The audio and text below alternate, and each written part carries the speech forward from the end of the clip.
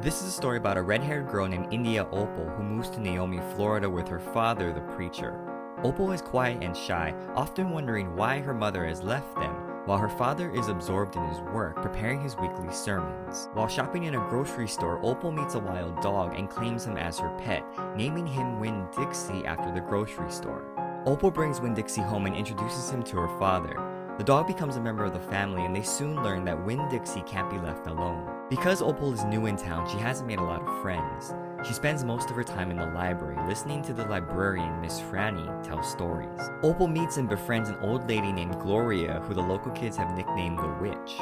Gloria is nearly blind, but has a good heart. Opal then becomes friends with Otis, a musician and ex-con who works at the local pet shop.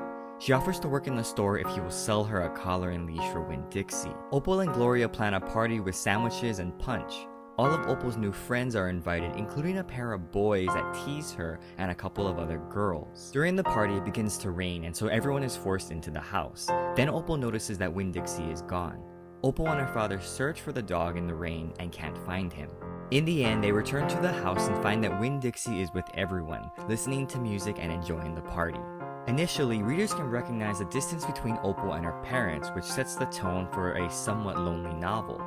Opal is separated physically from her mother, but emotionally from her father, referring to him as preacher rather than father or dad. Furthermore, sadness is a major theme in this story.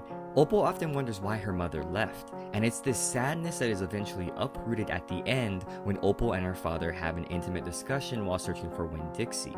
Even the candy that Miss Franny shares gives people a taste of melancholy and sadness. Along with sadness, regret is also a theme in this story. Each of the characters deals with the past differently. For Opal, she tells the story of her mother to others to deal with the pain she feels inside. For Gloria, she decorates a tree with old alcohol bottles to remind her of her past struggles with drinking. And for Opal's father, he often internalizes his pain, pushing harder into his work. But this sadness and regret leads to the message of this story. Love while you can, and when that object of affection is gone, it's time to move on. And while this message does have a negative connotation, it also reminds readers to take advantage of the time to love right now, because it might be taken away at any moment.